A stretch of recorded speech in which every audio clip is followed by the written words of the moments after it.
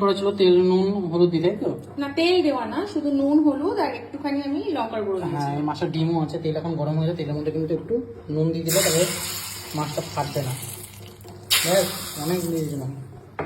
এবার মাছটা আস্তে ছেড়ে দিতে হবে।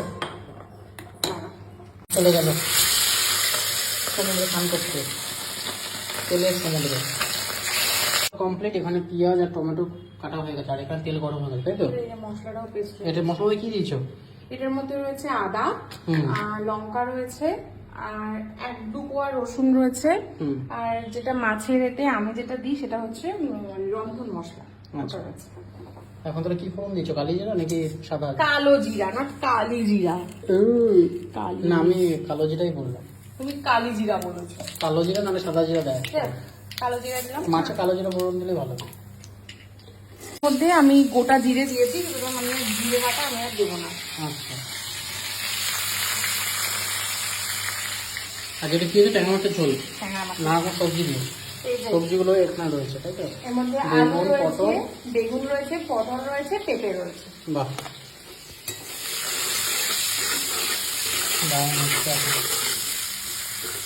এবার এটা আমাদের কি দিচ্ছ? এই যে বাটা মশলাটা। হ্যাঁ, পেঁয়াজ বেশি কড়া করে ভাজবো না, বিকজ মাছের ঝোলের পেঁয়াজ বেশি কড়া করে ভাজলে ভালো লাগে না, তাই আমি অল্প মিডিয়াম ফ্লেমে ভেজে নিয়েছি।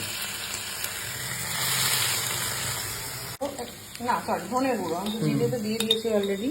এটা ধনের গুঁড়ো একটুখানি দিলাম, দেবো হচ্ছে একটু হলুদ,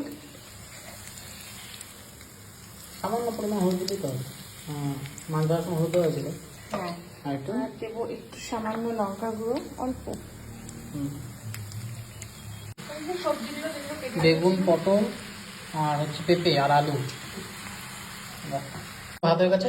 ভাতে কি মাছ দিতে হবে? আজ মাছের বিরিয়ানি। ঝোল ফোটা চালু হয়ে গেছে, মানে সবজিগুলো প্রায় গলে গেছে না? পটল মোটামুটি গলে গেছে, পটল বেগুন সব গলে গেছে। এবার কিন্তু মাছ ভাজাগুলোর মধ্যে দিয়ে দেওয়া হবে তারপর। ঝোলের পরিমাণটা বেশি কিন্তু মাছের সংখ্যা কম, কারণ মাছের ঝোল খেতে আমার ভীষণ ভালো লাগে। হ্যাঁ, সবজি তো বেশি করে খাওয়া উচিত না, মাছ মাংস খাওয়ার থেকে। আমি ওই জন্য দিয়েছি, গাছের আমাদের গাছের। আর এই সবজির জন্য কিন্তু মাছের ঝোলটা সুন্দর টেস্ট হবে। আর ডিম আছে না মাঝে মধ্যে, ডিম একদম করে উঠবে। খাও না মাছের ঝোল, সব খাই।